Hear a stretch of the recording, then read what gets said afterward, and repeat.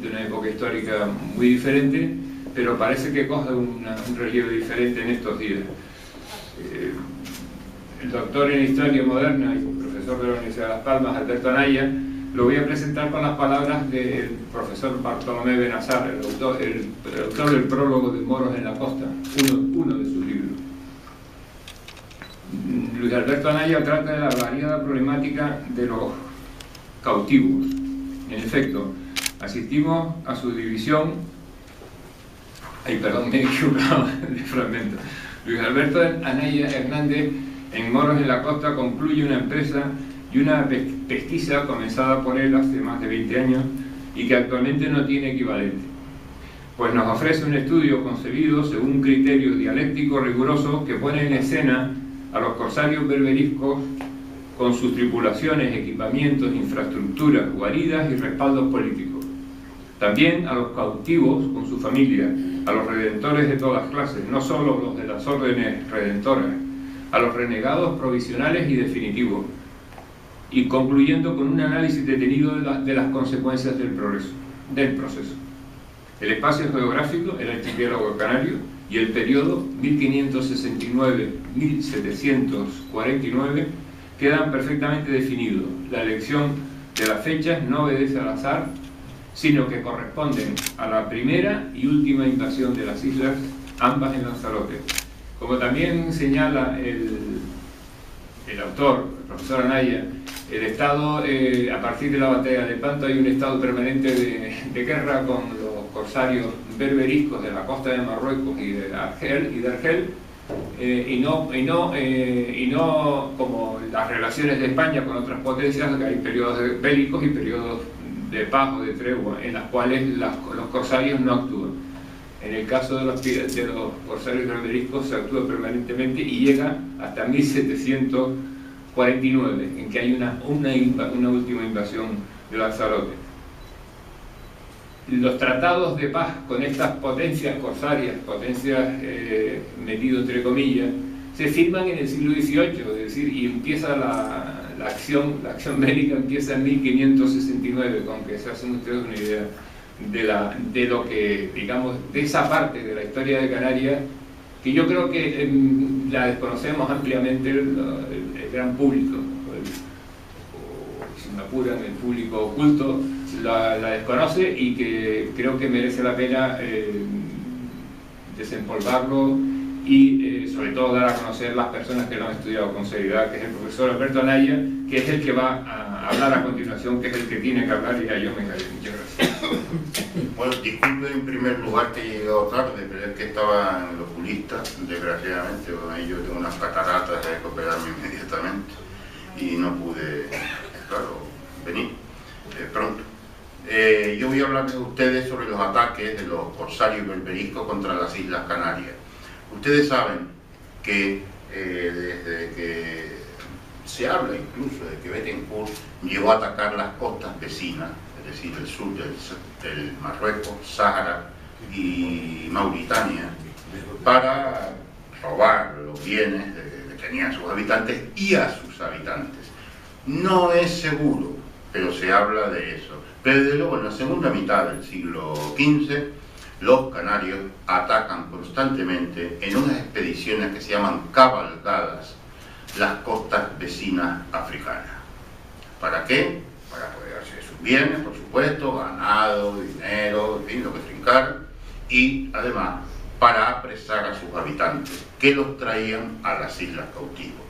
Los que tenían medios económicos podían ser rescatados a cambio de dinero, pero sobre todo son rescatados a cambio de esclavos negros. 2 por 1 era lo usual, pero si el cautivo morisco era rico, pues entonces llegaron a pagarse hasta 50 negros por uno, ¿vio? Y desde luego 7, 8, 6 no es una cifra inusual. En eso consistía el negocio, cambiarlos por negros, ¿no? O por dinero, que también sucedía. Los moriscos se quedaban los que no eran rescatados, se quedaban en Canarias, esclavizados, pero por lo general, al cabo de unos años, conseguían liberarse.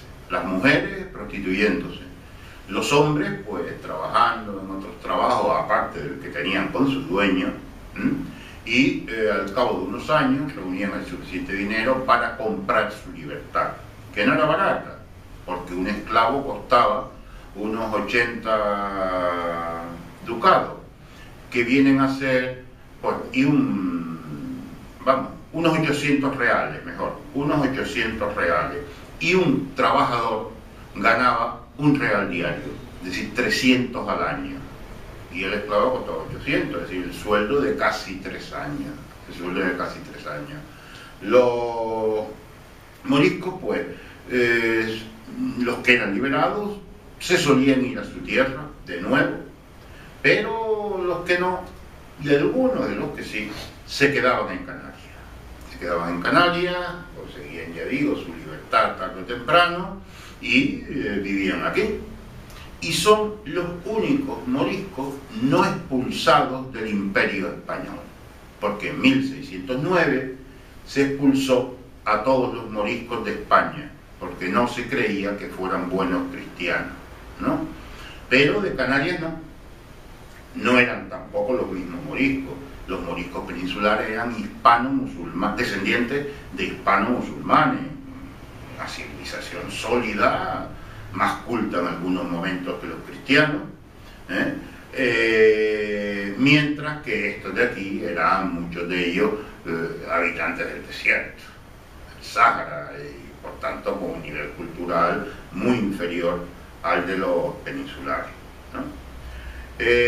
Aquí, pues ya digo, terminaban enlazando con personas de las islas, de manera que casi todos nosotros tenemos nuestras gotitas de sangre morisca, lo que en estos tiempos que corren habría que recordar.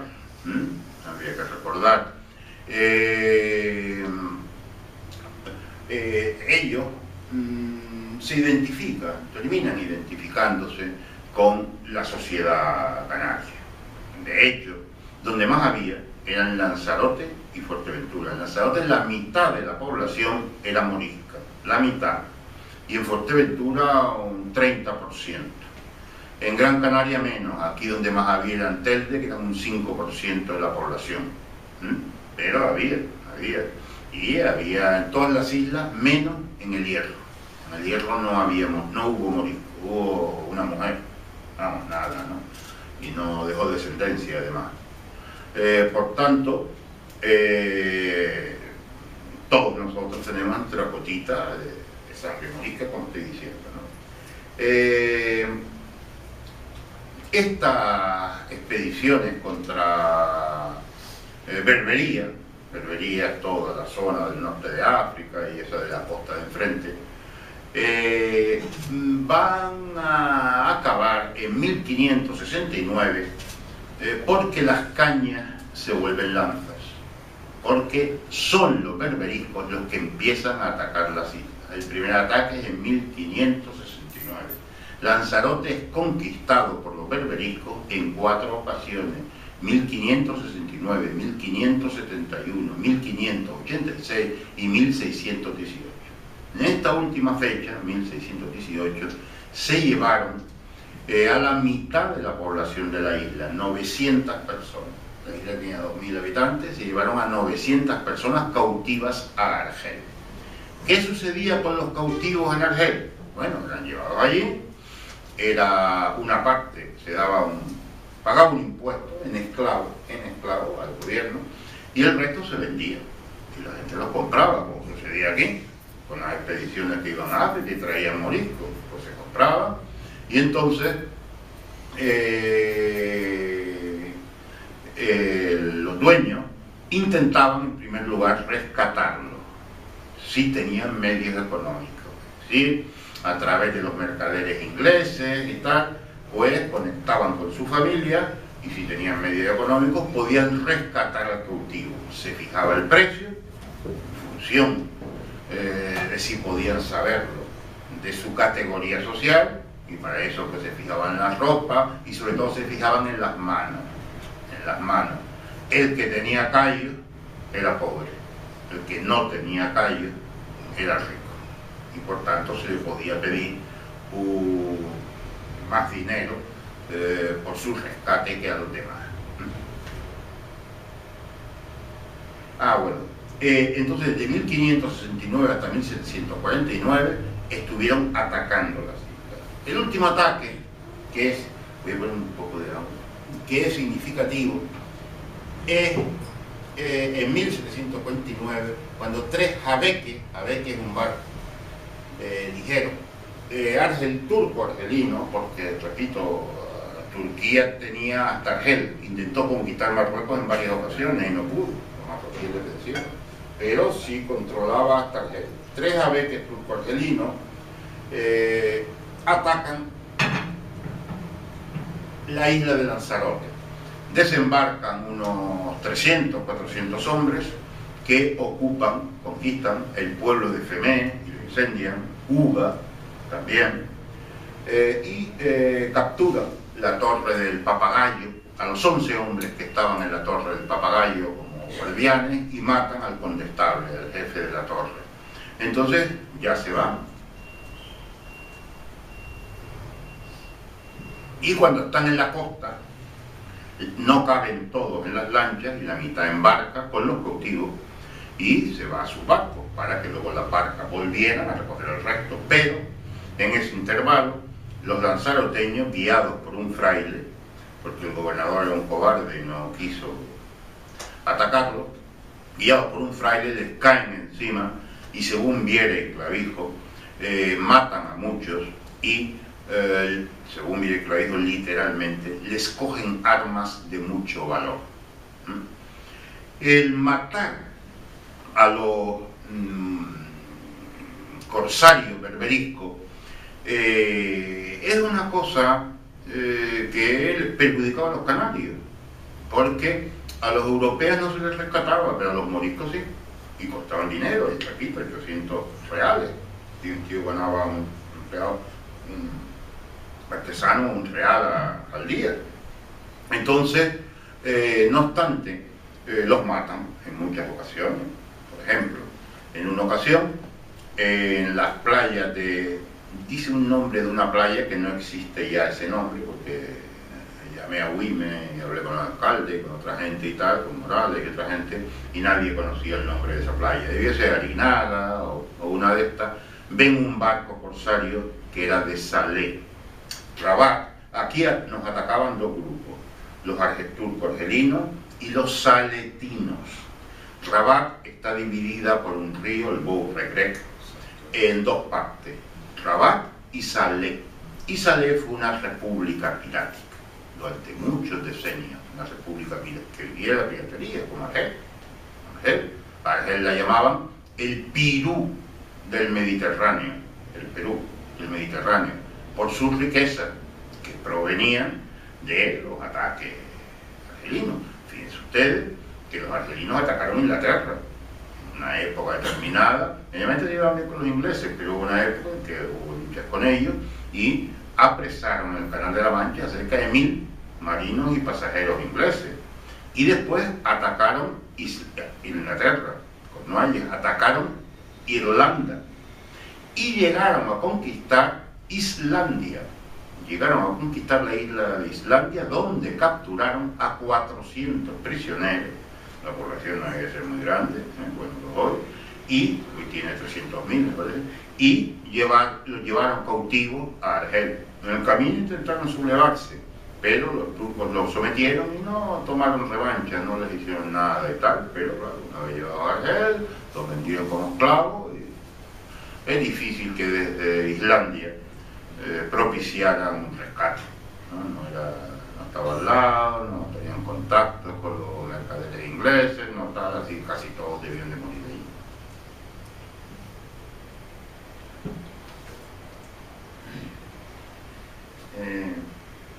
allí. Conquistaron Lanzarote, como les he dicho, 4 veces: 1568, 1571, 1586, 1518, Fuerteventura 1, 1593 y La Gomera 1618. Tengan en cuenta que estamos hablando de islas de señorío, no de la corona. Estas islas eran de señores feudales, no era de la corona, y estaban poco pobladas.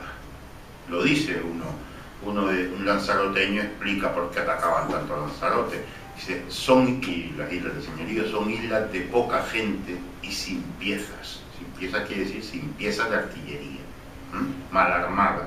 En cambio, en Gran Canaria podían atacar un pueblo, atacaron La Palma, pueblos de La Palma, no recuerdo cómo se llama el pueblo, pero atacaron un pueblo de La Palma y lo tomaron, y así sí podían hacerlo, y sobre todo barcos, cogían barcos con mucha frecuencia.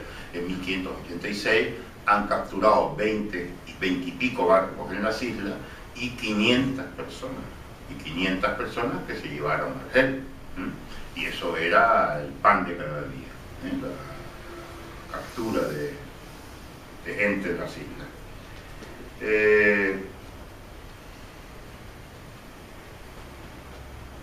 Bueno, se iban pagando un rescate,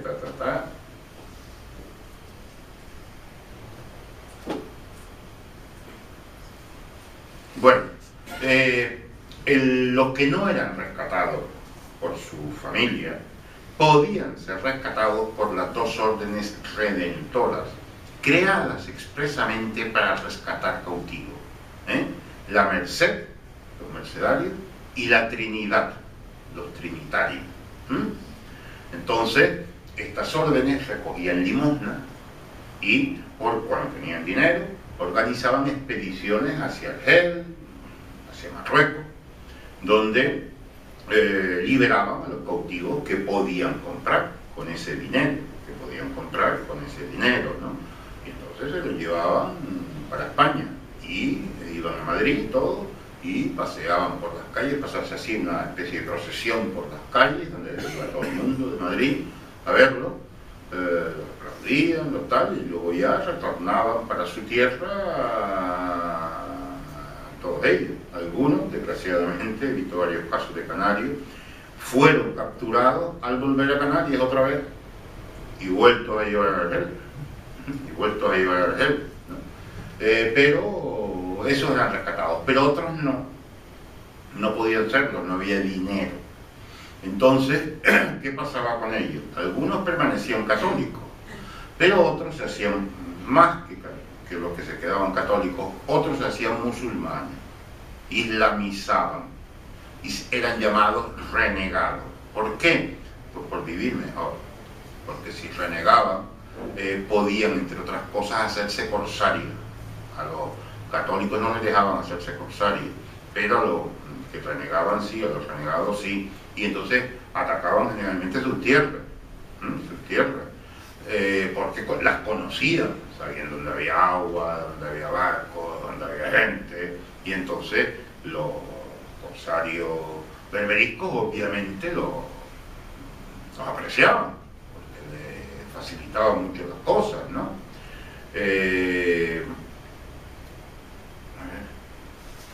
Hay una cosa que quería decir que me he olvidado.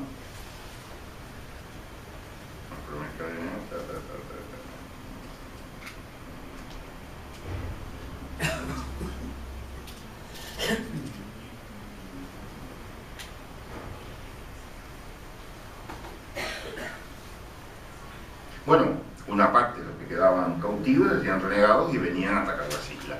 El corsario, tengan ustedes en cuenta que hay una diferencia entre corsarios y piratas, que todo el mundo tiende a asimilarlo y no es verdad. Piratas son los bandidos del mar, que incluso atacan a sus propios países. Corsarios son aquellos que, estando un país en guerra con otro, solicitan una patente de corso al gobierno, que les da el papelito autorizándoles a ejercer el corso. Y cuando acaba la guerra, acaba el corso. Ya no tiene. Lo que pasaba es que con los países musulmanes no acabó nunca la guerra hasta 1770 y pico, cuando se firmaron paces con Argel, con Marruecos y tal, y entonces la guerra fue indefinida. Duró hasta esa época, no era necesario renovar las patentes de corso, ¿no? Porque todo el mundo sabía que había una guerra sistemática, ¿no?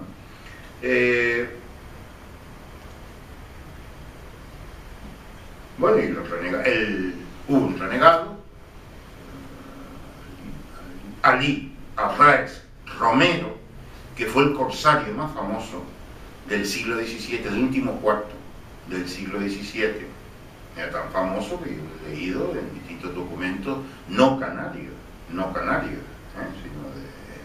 la península, de la Biblioteca Nacional o del Archivo Histórico Nacional, donde hay muchos papeles de estas actividades, de los rescates, de tal y de cual. Y era de Las Palmas. Se llamaba Simón Romero, vecino de Triana, de la calle Triana, donde había pescadores y tal. Y era pescador, y lo capturaron en las costas del Sáhara, el Banco Canario Sahariano, lo llevaron a Argel, tenía 16 años, renegó enseguida se hizo musulmán y se convirtió en el corsario más famoso de todo Argel. Vino aquí a corsear, vino aquí, pero también atacó Galicia, entró en las Rías Gallegas y capturó gente, atacó Inglaterra, atacó Alemania, Pomerania, y capturó a mujeres allí, unas mujeres allí, y era un hombre pues muy famoso, que no trataba mal a los canarios en Argel, porque muchos cautivos rescatados que volvían a Canarias explicaban que Ali Hernández Romero, Simón Romero, el nombre cristiano, pues le daba comida, le prestaba dinero para el rescate, para rescatarse, le daba ropa y tal. Es más, él escribe una carta al obispo de Canarias, tiene una correspondencia con el obispo de Canarias, donde le explica que está cabreado porque los cautivos liberados con su dinero, que están en Canarias, no le habían devuelto el dinero. Entonces el obispo le repite que es una mala época, que no se está vendiendo el vino fuera, que era lo que exportaba Canarias en esa época, y que por tanto no podían disponer de dinero para entregarse.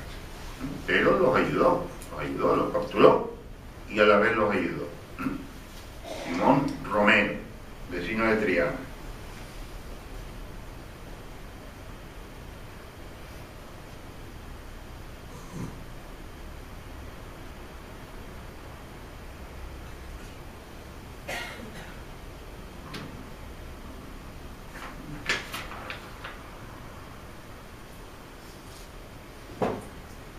Sí, el enorme gasto que se hacía en rescatar cautivos, tengan en cuenta que de Lanzarote se iban 900 personas en una atacada, pero de Fuerteventura, que lo ocuparon también, se llevaron 60, y en un año, repito, cautivaron 500 personas en el mar y capturaron 20 barcos.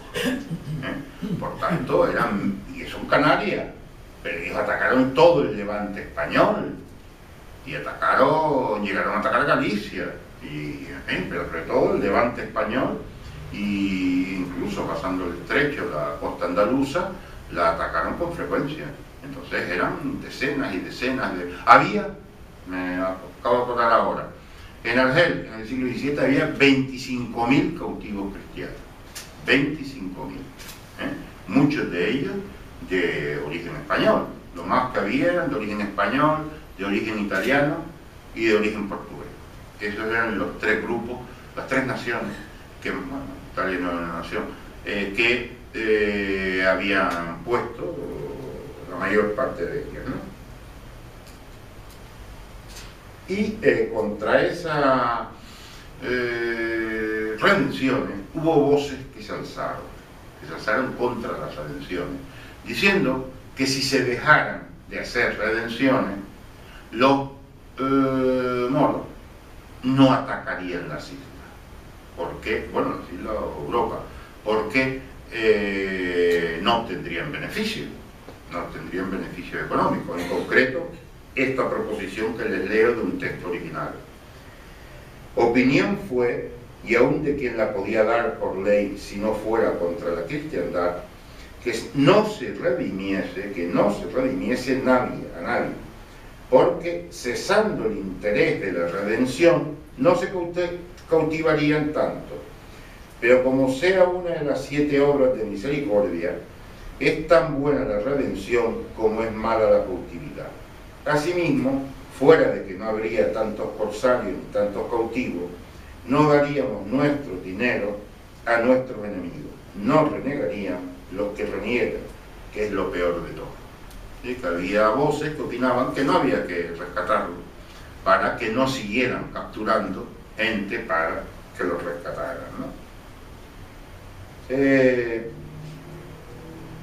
Había opiniones que lo que había que hacer era conquistar Argel y Túnez y tal. Y los españoles llegaron a conquistar Túnez, pero fueron con Carlos V, pero fueron expulsados, no llegaron a tener sino Ceuta y Melilla, porque en el resto de los países ocuparon algunos de las ciudades, fueron Bujía, en Argel, Túnez y tal, fueron expulsados porque llamaron a los turcos. Los turcos eran una tropa, tenían una tropa que se llamaban genízaros, con J, que eran niños cristianos, griegos, albaneses, etcétera, que sus padres tenían que entregar al Estado turco. Desde que tenían más de un niño tenían que entregar uno al Estado turco. Y el Estado turco los metía en cuarteles desde niños y los preparaba para que se hicieran genízaros. Y eran unos soldados magníficos, claro, que habían pasado la vida en los cuarteles, aprendiendo a luchar y tal. Y era acá, aquí son cautivados algunos de ellos son cautivados y eran de origen, habían sido cristianos, ¿no? Todos. Y entonces, sobre esto de capturar Argel, o Bujía, o Túnez y tal, hay una poesía de Cristóbal de Viduesa. Vea, vea el infiel, que tus galeras, tus barcos, reinas del mar como las suyas fueron, conquistan y poseen sus riberas. Habían conquistado alguna orilla, algún lugar de tal, ¿no? O en la prosa de Martínez del Villar. Después de esto, redime vuestra majestad, conquistando Argel y Bujía, que debe conquistar Argel y Bujía, un lastimoso tributo que de muy grande cantidad en efecto le paga cada año España, so color de redimir cautivo, y además de pagar tributos de tanta nota, es traer a España y a toda la cristiandad las nefandas costumbres que les enseñan en Argel, y tanto cuanto por nuestros pecados acá. Con lo de las nefandas costumbres que enseñan en Argel se refiere, había cierta predisposición a la homosexualidad, y los pobres cultivos la pagaban, la pagaban y tal, ¿no? Entonces, a eso es a lo que se refiere, ¿no? Es decir, en definitiva, la opinión de que había que conquistar estas localidades chocaba luego con la realidad, porque España bombardeó Argel en varias ocasiones, hasta en el siglo XVIII, 1530 y pico, bombardeó Argel, pero sin mucho éxito, y ya a capturarlo no podían, porque era demasiado fuerte, eran demasiado fuertes. Y los bombardeos, bueno, pues destruían casas, destruían tal, pero no era muy acertado, no era muy positivo, no era muy positivo. Bien.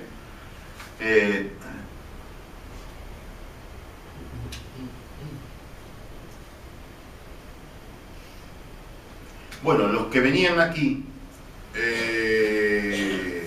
venían guiados generalmente por renegados canarios o por cautivos canarios, que los argelinos o los metían en los barcos, estrechamente vigilados, claro, para que dijeran dónde debían desembarcar, dónde había agua, dónde había tal. ¿Cómo operaban? Pues, qué sé yo, en la isleta, por ejemplo, en 1686 desembarcan y capturan a dos mujeres que estaban cogiendo lapa. O desembarcaban, como les he dicho, en Arinaga o en otras playas, ¿no? Y apresaban a quien pudiera. Entre otras cosas, desembarcaban también para coger agua. El agua se les acababa. Y para coger ganado, para poder comer otra cosa que no fuera carne salada o cereal o tal, ¿no? Y apresaban el ganado, apresaban a las personas que podían encontrar y se iban al barco y ya retornaban rumbo a Argel. Argel. La Armada Española los atacó de cuando en cuando al cruzar el estrecho. En concreto, por ejemplo, en 1570 y pico, el almirante Viruet, con una armada española y holandesa, 6 barcos holandeses y muchos barcos españoles, atacó una flota que venía de Canarias y la destruyó casi en su totalidad. Casi en su totalidad. Y de vez en cuando, pues sobre todo en el 18, bombardeaban Argel. Llegaron al final a un acuerdo económico. España pagaría a Argel una cantidad anual a cambio de que los argelinos no atacaran España. Y así se hizo y se cumplió. Pero cuando la guerra de independencia, España dejó de pagar el dinero a los argelinos, que no tenía.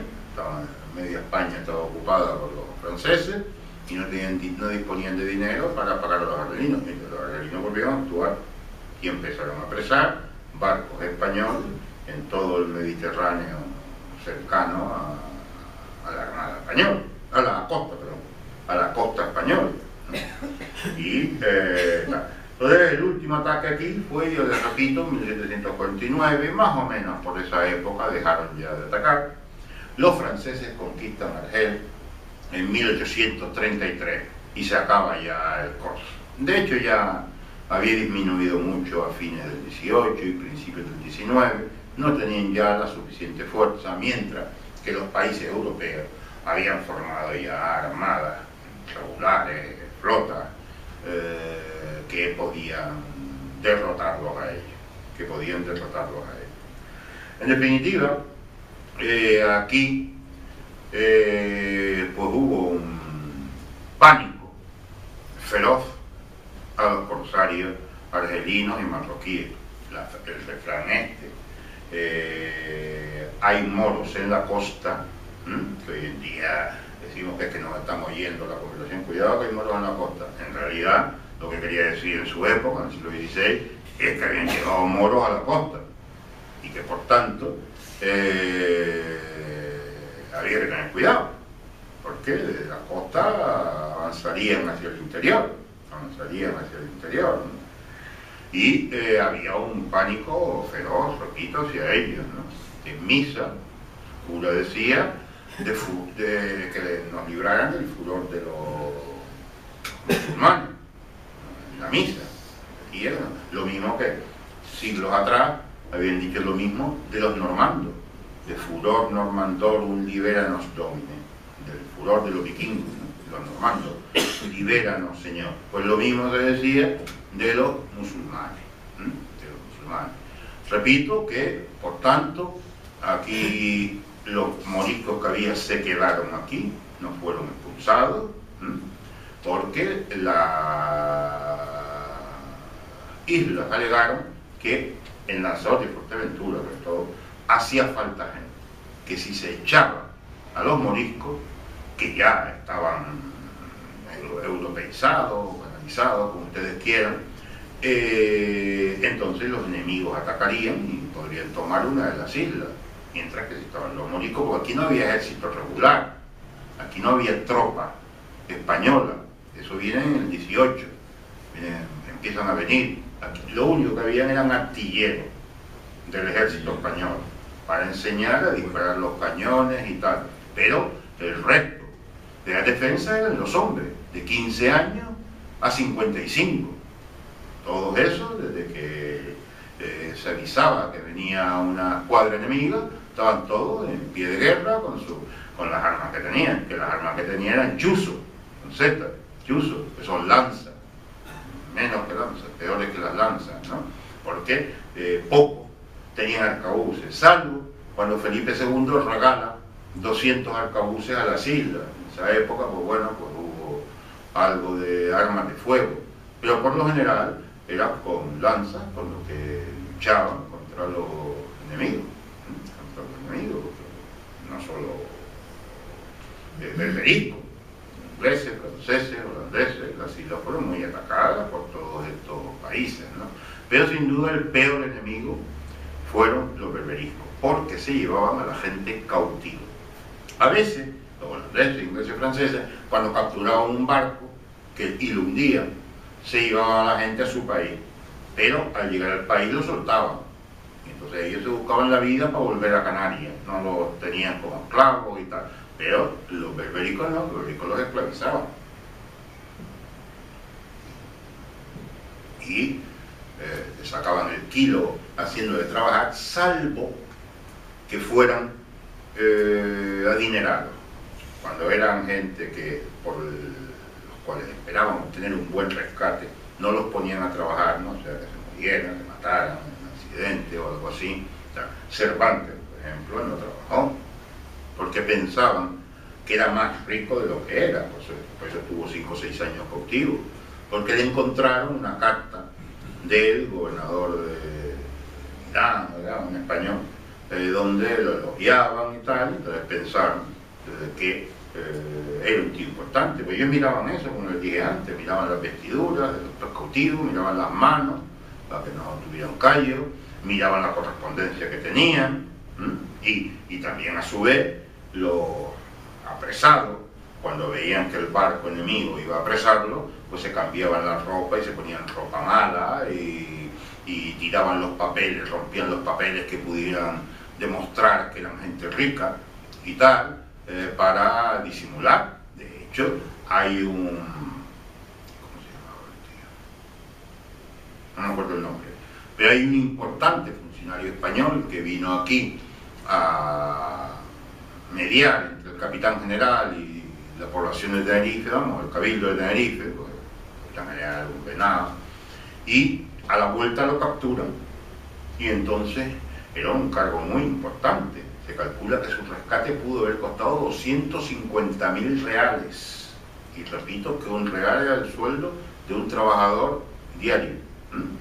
Pero se cayó, no dijo quién era, debía de cambiarse de ropa y tal y cual, y lo rescataron por 2.500, me parece. El precio medio del rescate de un cautivo eran 2.200. Claro, hay de 7.000, hay un Esquiel Manrique de Lara, que es rescatado por 7.500, por ejemplo. Pero había otros, eran por 1.000, que eran pobres, pero la media que yo saqué eran 2.200 reales por persona. Bueno, y eso es más o menos lo que hay. Si quieren hacerme preguntas, estoy a su disposición.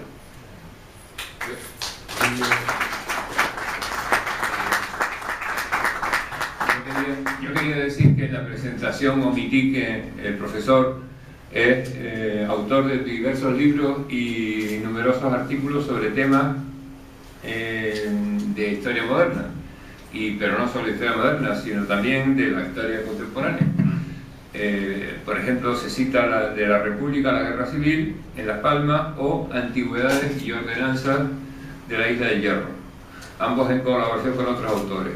Destaca su interés por algunos de los grupos humanos que conformaron la nueva sociedad canaria, como se evidencia en su tesis doctoral, Judeoconversos e Inquisición en las Islas Canarias, 1402-1605, así como diversos artículos acerca de los aborígenes tras la conquista y de la minoría morisca. Acabo de entregar en la Casa de Colón, en Cabildo, un libro sobre los moriscos en Canarias, donde trato 200 y pico páginas la presencia morisca aquí, que repito, fue importante, un 13%. Ahora, en el país el otro día venía que a pesar de la expulsión de los moriscos, en la península y en Baleares, una revista americana, Human Genetical, no sé qué, no me acuerdo bien cómo se llamaba, hizo un estudio sobre los peninsulares y mallorquines y encontró que un 13 y pico % tienen sangre morisca, a pesar de la expulsión. ¿Por qué? Pues porque eran gente que se habían casado con una morisca y eso no los expulsaban y tal, pero un 13 y pico tenían sangre morisca. Vino en El País, la revista esa que no, desgraciadamente no la conozco, ¿no? Bueno, y este es mi libro que se llama Moros en la Costa, 2 siglos de corsarismo berberisco en las Islas Canarias, que obtuvo el 6º Premio Internacional Agustín Millares Carlos de Investigación en Humanidades 2005. Y que gracias a ese premio me lo publicaron y sobre todo me gustó más, me dieron 12.000 euros. Está fatal de plata. Bueno, seguramente va a haber preguntas, pero me deja solamente que, perdóname, nada más que una consideración, que el profesor Benazares, el autor del prólogo, dice que sorprende que nunca hubo una flota para defender Canarias, es decir, que en ningún momento, tanto de los corsarios berberiscos o moriscos como de los otros potencias extranjeras con los cuales España entraba en... nunca hubo una flota, que era un instrumento de guerra fundamental en esa época. Eso por un lado. Y luego, no sé si creo que también lo tocas tú en el libro, lo de Malta, la isla de Malta. La isla de Malta, ¿se oye? La salvaron los españoles. La isla de Malta era una república corsaria, pero cristiana. Es decir, que Argel era una república corsaria berberisca y la Malta, que está desde el punto de vista como cristiano, es el colmo de la caballerosidad y una orden de caballeros de Malta, se dedicaban también al corsario. Y Baleares también. Baleares se dedicaba mucho al corsario. Lo quería poner para ilustrar la conversación. Y ahora cualquier pregunta, o si quieres hacer alguna consideración, ¿no? Sí. Muchas gracias, Anaya, por... Siempre que puedo te escucho. Gracias. Pero es curioso, en la isla de Madeira, en la isla de Porto... Madeira, Porto Santo fue ocupada por los turcos de Libia. Sí, y es curioso porque yo que estuve allí y que me gusta rebuscar un poco entre la historia de los sitios donde voy, pues resulta que se llevaron a hombres y mujeres, y las mujeres las preñaron, palabras textuales, y las devolvieron a Porto Santo para mejorar la raza. Eso no se veía. Pues sí. Bueno, por lo general también una cosa, no solían violar a las mujeres, salvo cuando se hacían musulmanas. Cuando se hacían musulmanas ya se enrollaban con ellas, pero mientras eran cristianas estaba teóricamente prohibido. Había casos en que sí, pero estaba teóricamente prohibido. Sí, pues las devolvieron a Porto Santo para mejorar la raza. Profesor, perdón, aquí curiosamente, enhorabuena por toda la descripción que ha hecho. Yo vivo en Telde y primero hay una calle que la conozco desde que yo me quedé. Berbería. Que la gente la llama Barbería. Estaría bueno que no lo supiera. Sí. Y ahora puesto Berbería, además está en el casco histórico de San Gregorio. Sí. Pero curiosamente estoy haciendo un resumen, como haré de este que estaba para los archivos de aquí de la Real Sociedad. Y lo que acaba de decir usted, perdón que lo diga así, va a misa. Por una cuestión, mire lo que encuentro en un manuscrito. Este libro fue presentado el 10 de diciembre aquí. Se llama Verdadera Fortuna de las Canarias. Editado por nosotros. Editado, sí señor, por el Apolo Dálfigo también. Y referente a la vocación de Nuestra Señora de la Antigua de San Francisco de Telde. Y en el segundo párrafo habla de un teldense y dice lo siguiente: fue siempre esta santa imagen muy devota y de gran veneración, especialmente en aquella ciudad, y de mucha consolación de los devotos. Bueno, habla de un teldense. Estaba cautivo en África un hombre natural de dicha ciudad de Telde, y fuese con ocasión, está en el manuscrito literal, o con sencillez de fe o disposición del cielo, dicho un día a su patrón, para poder liberarlo de su poder y esclavitud y ponerlo libre en su patria. O sea que este escrito, manuscrito, que es de Diego Enrique del Fray, de 1714, fue la época en que todavía había castigos, había ataques berberiscos. Sí, había.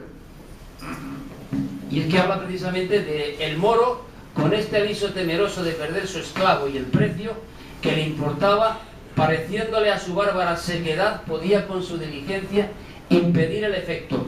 Puso grillos al esclavo, O sea, relata un poco el trato que tuvo este hombre con respecto al moro que procedió a su cautiverio. Es un escrito que curiosamente ayer lo descubrí. Gracias, Gonzalo.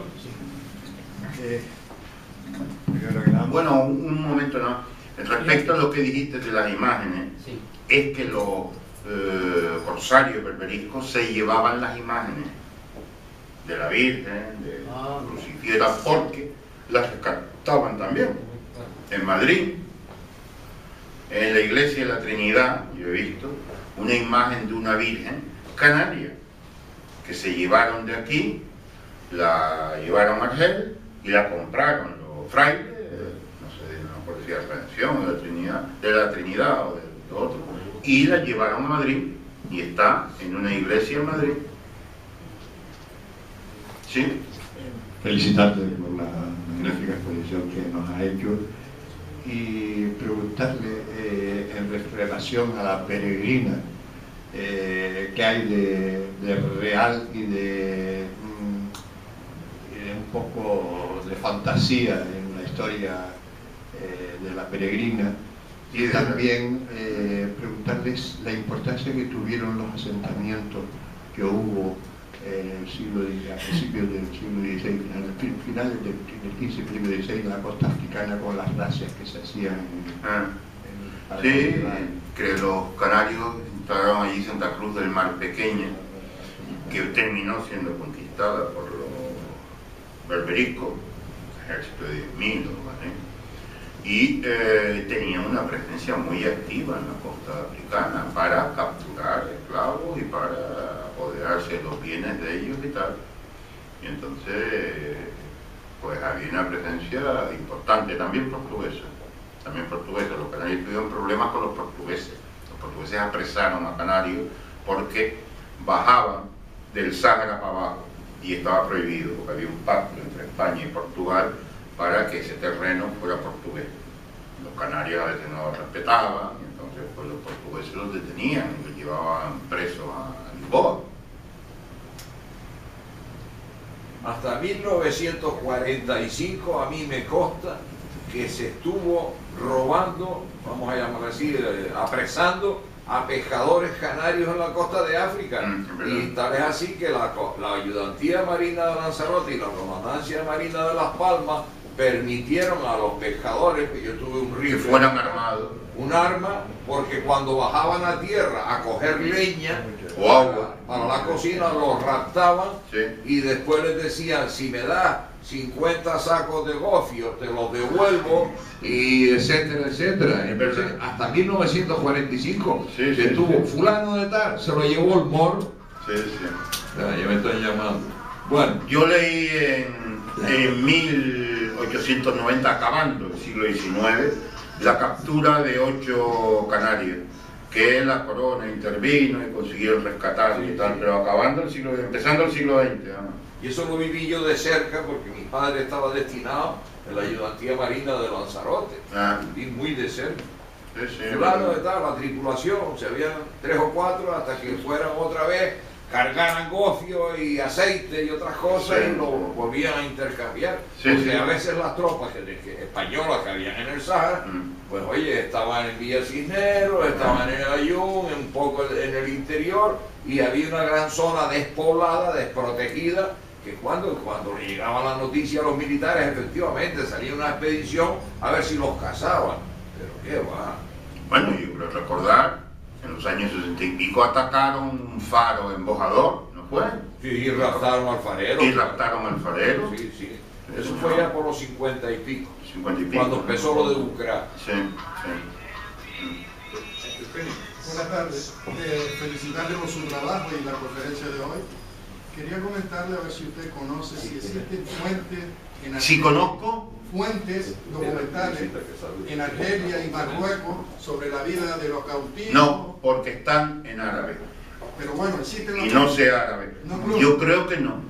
Yo creo que no, porque yo he preguntado y no tal. Y hay algunas que fueron traducidas por los franceses. No me acuerdo cómo se llamaba, creo que era un general que las tradujo o las hizo traducir o algo así. pero no hay demasiadas. Se perdieron, tal, porque tenía que haber habido, porque los cautivos eran inscritos en libros y tal, ¿no? Pero la mayoría se perdieron. De hecho, no hay ningún libro bueno, argelino, marroquí, sobre el tema este. No hay. Los libros son franceses, básicamente españoles y algunos italianos. Bueno, y hay un inglés que tiene uno muy bueno, white gold, oro blanco. Oro blanco se refiere a los cautivos blancos, los cautivos europeos. Es un libro magnífico, magnífico, porque se basa en los recuerdos de un cautivo inglés, que fue apresado y llevado a Argel, y entonces el tío cuenta su vida en Argel, y es muy interesante. Está en inglés. Llama la atención que en los barcos de los corsarios aparecen siempre renegados, pero además aparecen ingleses, aparecen holandeses, aparecen flamencos de Flandes, Sí. aparecen franceses, portugueses, por supuesto españoles, como digo los profesores y todo esto, pero con frecuencia en tripulación. A lo mejor el 30 o 40% de esa tripulación eran gente de este tipo, todos renegados, ¿no? Uno de los más famosos fue Hans, un corsario holandés, que fue apresado, que naufragó en Canarias y se fue a Lanzarote, estaba en Lanzarote, cuando la invasión de 1618, y entonces lo apresaron y lo llevaron a Argel. Se hizo musulmán pronto y entonces fue el corsario más famoso del Mediterráneo. Sueco. Hans. Yo por Telde, perdón, observo y me hace mucha gracia porque yo veía a mi suegro, que era Telde, y era auténticamente, mi suegro era muy guapo, mi suegro, tenía una antropología muy característica, pero siempre le he caracterizado como un morisco, como tenía el carácter, pues yo estaba en el Sahara, volaba por ahí en Argel, ¿no? Y siempre le decía a mi mujer, he visto una persona que me ha recordado a mi suegro. Esto va un poco anecdótico. Ellos hicieron aquí, cuando estuvieron, por ejemplo, en Telde, dejaron descendencia en consanguinidad de tipo árabe, digo morisco, ¿no? ¿Está estudiado eso como...? Costumbres no.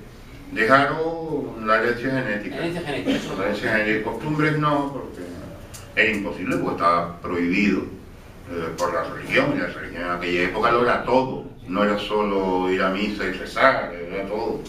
Y entonces no lo permitían. Bueno, pues muchísimas gracias, profesor, que se quede bien de la vista y se quede lo mejor posible, y que veamos su siguiente libro sobre los moriscos canarios, nuestros antepasados. Muchas gracias. Se solían ir a su tierra de nuevo, pero los que no, y algunos de los que sí, se quedaban en Canarias. Se quedaban en Canarias, conseguían, ya digo, su libertad tarde o temprano, y vivían aquí. Y son los únicos moriscos no expulsados del Imperio Español, porque en 1609 se expulsó a todos los moriscos de España, porque no se creía que fueran buenos cristianos, ¿no? Pero de Canarias no eran tampoco los mismos moriscos.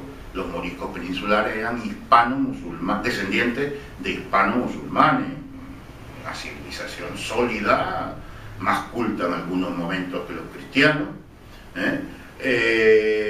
mientras que estos de aquí eran muchos de ellos habitantes del desierto, del Sáhara, y por tanto con un nivel cultural muy inferior al de los peninsulares, ¿no?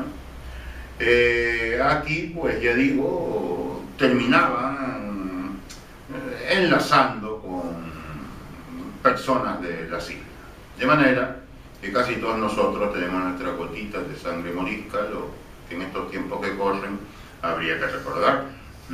Habría que recordar. Ellos se identifican, terminan identificándose con la sociedad canaria. De hecho, donde más había eran Lanzarote y Fuerteventura. En Lanzarote la mitad de la población era morisca, la mitad, y en Fuerteventura un 30%. En Gran Canaria menos, aquí donde más había era en Telde, que era un 5% de la población. Pero había. Y había en todas las islas, menos en el Hierro. En el Hierro no hubo morisco, hubo una mujer, vamos, nada, ¿no? Y no dejó descendencia además. Por tanto, todos nosotros tenemos nuestra cotita de sangre morisca, como estoy diciendo, ¿no? Estas expediciones contra Berbería es toda la zona del norte de África y esa de la costa de enfrente, van a acabar en 1569 porque las cañas se vuelven lanzas, porque son los berberiscos los que empiezan a atacar las islas. El primer ataque es en 1569.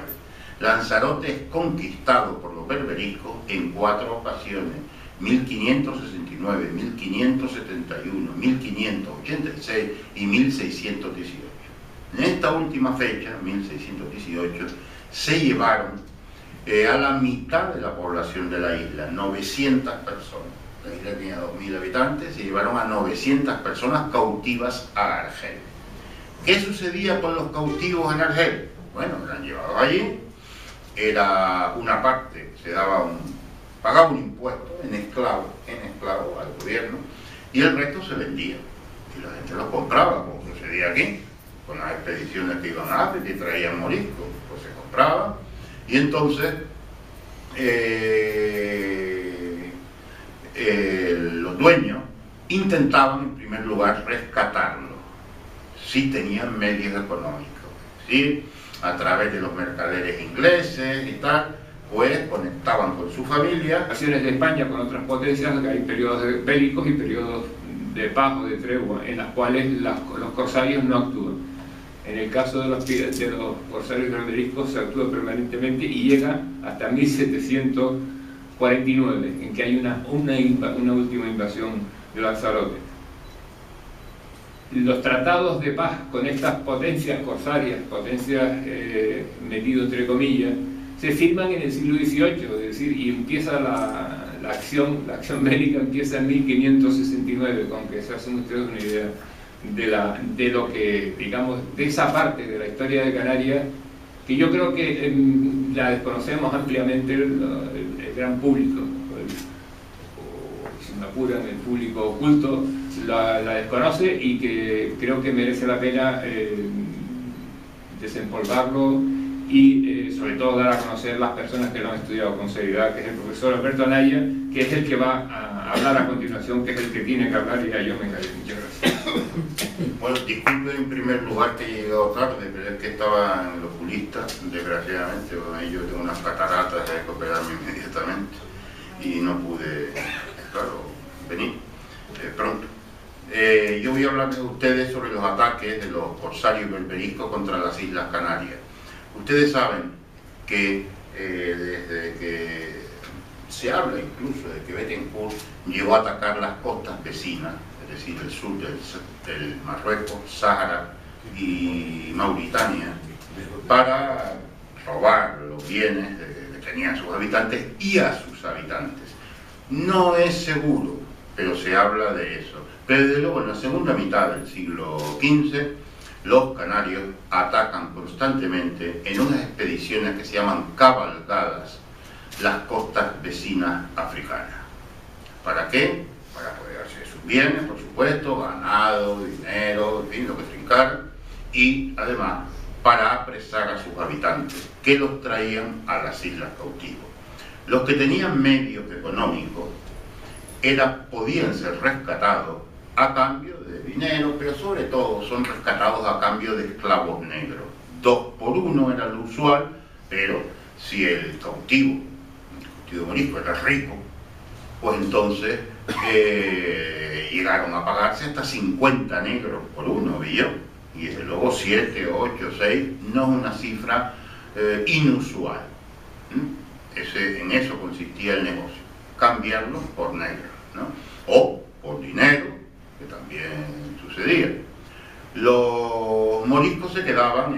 los que no eran rescatados se quedaban en Canarias, esclavizados, pero por lo general, al cabo de unos años, conseguían liberarse. Las mujeres prostituyéndose, los hombres pues trabajando en otros trabajos aparte del que tenían con sus dueños, y al cabo de unos años reunían el suficiente dinero para comprar su libertad, que no era barata, porque un esclavo costaba unos 80 ducados, que vienen a ser, pues, unos 800 reales, mejor, unos 800 reales, y un trabajador ganaba un real diario, es decir, 300 al año, y el esclavo costaba 800, es decir, el sueldo de casi 3 años, Los moriscos, pues, los que eran liberados, de una época histórica muy diferente, pero parece que coge un relieve diferente en estos días. El doctor en Historia Moderna y profesor de la Universidad de Las Palmas, Alberto Anaya, lo voy a presentar con las palabras del profesor Bartolomé Benazar, el autor del prólogo de Moros en la Costa, uno de sus libros. Luis Alberto Anaya trata de la variada problemática de los cautivos.